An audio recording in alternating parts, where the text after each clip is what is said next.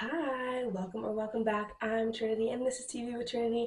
And in honor of Black History Month, Hillman Talk, and A Different World being back on Netflix, I'm sure you can tell by my shirt choice today that we are talking about A Different World. And what we are doing is ranking all of the major couples throughout the 6 seasons of the show.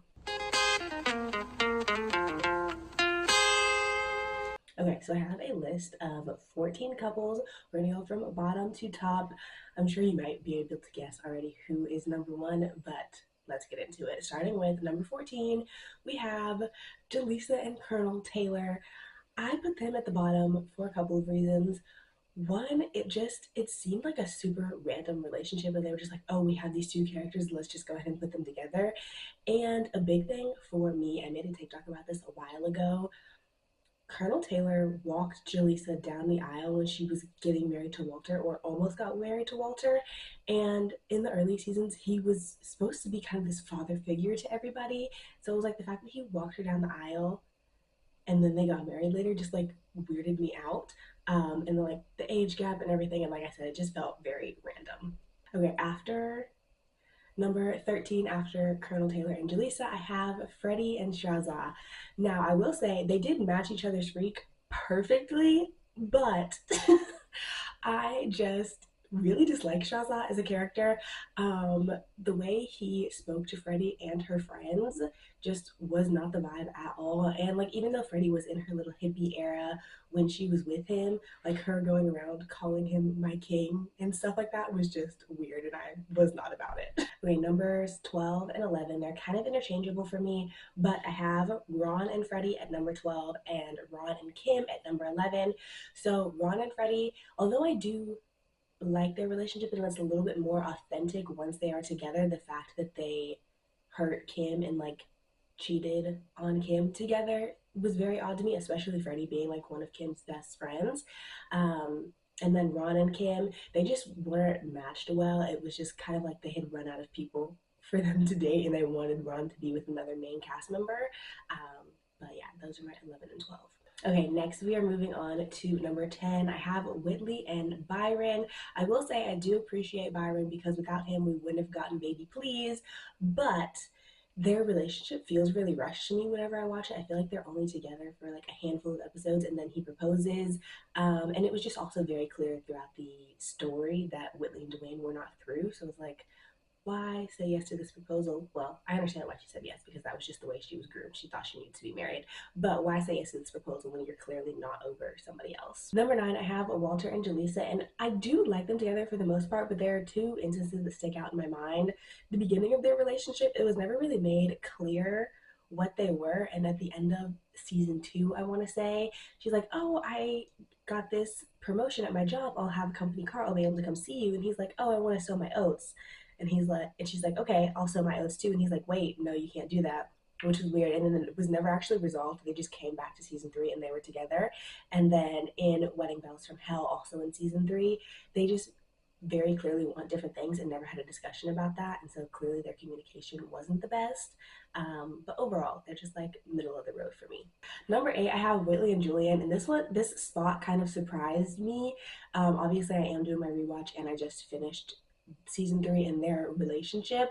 They are cute together, and he does challenge her in a way that we haven't seen previously, but I just don't like the way he talks to her. Like him canceling their trip to go to Washington, and just being like, my work comes first, and then her doing the same thing to him. Um, but specifically in the end of season 3, when he calls her a pampered bougie princess because he wants her to get real life work experience. Although I understand his point, there was a better way to go about it, and he just didn't do that. Next, I have Dwayne and Suzanne. They're kind of middle of the road just because they were cute and he really liked her, but she wasn't ready for a commitment. But nothing about their relationship was like outright terrible, like some of the others I've mentioned previously. So they get to be in the middle. Number 6 might be a little controversial because they're kind of high up, and I again shocked myself with this placement. Dwayne and Keanu, I've just got to their relationship in my rewatch on Netflix, and they're sweet like when they're by themselves together, but as soon as Whitley comes, Dwayne is obviously distracted, and Whitley is getting on Keanu's nerves, calling her Kikukula. Um, So yeah, they're just again middle of the road, sweet when they're by themselves, but clearly Dwayne had other interests. And now we have made our way to the top five. At number five, I have Kim and Matthew. I think they were really sweet together, but overall, they just were not ready to be in an endgame type of relationship. Like his stuff with his mom, the race relations, and Kim having to kind of deal with that and how she felt about it. It just wasn't the right time for them. Number four, I have Ron and Millie. Again, shocked myself with this placement because I kind of forget about them because we kind of skipped season one. And season one, Ron is just so different from later seasons Ron. Because if Millie would have stayed, later seasons Ron and Millie like would not have even been friends probably. But their season one relationship, I think, is just really cute and innocent. And then number three, again, I shocked myself with this placement because the later seasons and like bringing in the new cast sometimes for shows that can go a little rocky. But for number three, I have Lena and Dorian, and I put them so high just because I really like the way that they respect each other's boundaries and are there for each other. Um, and I think compared to some of the other ones I mentioned, they just fit better together, and that's where they ended up higher on the list. And number two, I have Kim and Spencer. Spencer was Kim's boyfriend in the very last season of the show. And I just loved the way that he pursued her and like had similar interests. They just really matched each other well. And his proposal was just so cute. And obviously, number one, the one couple that has yet to be mentioned, Dwayne and Whitley. I love them so much. They are the best written couple on the show, in my opinion. Their friendship, their banter, their romantic relationship, all really great. They have so many good moments. Strangers on a Plane, Wedding Bells from Hell, the actual wedding, them in California during the riots. We love it so much. And again, I will say props to Byron for being the groom at the wedding, but Baby Please is and will forever be iconic. So obviously they had to be number one. Whitley, I love you, and if you'll have me, I want you to be my wife. What the hell are you doing? Hey, I'm sorry, Byron, I love her. Die! Just die! Let him go, man. Will you have me, Dwayne, as your lawfully wedded husband from this day forth to having a whole and richer for poorer? Baby, please, please. I do!